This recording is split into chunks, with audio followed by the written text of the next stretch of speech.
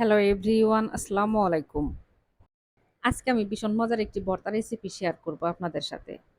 বাজার থেকে বিশাল শাক কিনে নিয়ে আসছি, তো তার মধ্যে এই হেলেঞ্চা শাকগুলো বেশি ছিল। এই শাকগুলাকে অনেকে অনেক জায়গা থেকে নাম বলে একেক রকম। আমরা সেঞ্চি শাক বলে থাকি। প্রথমে আমি সেঞ্চি শাক খুব ভালো করে ধুয়ে পরিষ্কার করে নিয়েছি। প্যানের মধ্যে সয়াবিন তেল দিয়ে তেল গরম করে নিয়ে আমি ৩ টা শুকনা মরিচ ভেজে উঠিয়ে নেব। সেই তেলের মধ্যে দিয়ে দিব রসুন, আর দিয়ে দিব পেঁয়াজ কুচি, আর দিয়ে দিব ৩ টা কাঁচামরিচ। ঝালটা আপনাদের পছন্দ মতো অনুযায়ী কাঁচামরিচ, শুকনা মরিচ দিবেন। পেঁয়াজ আর রসুন তেলের মধ্যে ভাজা হয়ে গেছে, তো এখন আমি উঠিয়ে নিব। নিয়ে আমি সেই তেলের মধ্যে দিয়ে দিব সেঞ্চি শাক, আর তার মধ্যে দিয়ে দিব সামান্য একটু লবণ।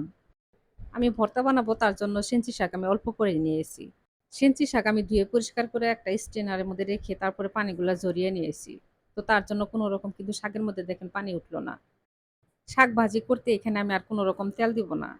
কারণ আমি ১ম এ যে পেঁয়াজ মরিচ তেলের মধ্যে ভেজে নিলাম, তো সেখানে তেল ছিল। তো সেই তেলের মধ্যে আমি ভেজে উঠিয়ে নিব। সেঞ্চি শাক ভাজা হয়ে গেছে, এখন আমি পাটায় বেটে নিব। আপনারা চাইলে কিন্তু ব্লেন্ডারও করতে পারবেন। কিন্তু পাটায় দেখেন একটা পেঁয়াজ দিলেই হয়ে যাবে। আর পাটার ভর্তার মজাই আলাদা। এই সেঞ্চি শাক, শাক ভাজি করলে আমার কাছে ভীষণ ভালো লাগে। আর আমি এই সেঞ্চি শাক দিয়ে শুটকি মাছ দিয়ে রান্না করেও খেয়েছি। কিন্তু কখনো ভর্তা খাওয়া হয়নি। তো ভাবলাম যে একটু ভর্তা করে দেখি কেমন লাগে। কিন্তু এই ভর্তাটা এত মজা হয়েছিল। এই সেঞ্চি শাক ভর্তা আমার কাছে ভীষণ ভালো লেগেছে। তাই আপনাদের সাথেও শেয়ার করলাম।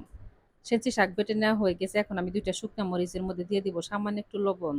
দিয়ে আমি পাটায় এখন বেটে নিব। পেঁয়াজ কিন্তু আমি একদম মিহিন করে বাটি নাই। একটু ছাকা, ছাকা আছে, তো এরকম ভর্তাটা আমার কাছে বেশি ভালো লাগে। আর সেঞ্চি শাক এইভাবে ভর্তা করে অবশ্যই কিন্তু গরম ভাত দিয়ে খাবেন। আর এই ভর্তাটা গরম, গরম অবস্থায় খাবেন। ঠান্ডা হলে কিন্তু তেমন একটা ভালো লাগবে না। ভর্তার মধ্যে আমি সামান্য একটু সরিষার তেল দিয়ে মেখে নিব। আমার ভর্তা করা হয়ে গেছে। সবাই ভালো থাকবেন। আল্লাহ হাফেজ।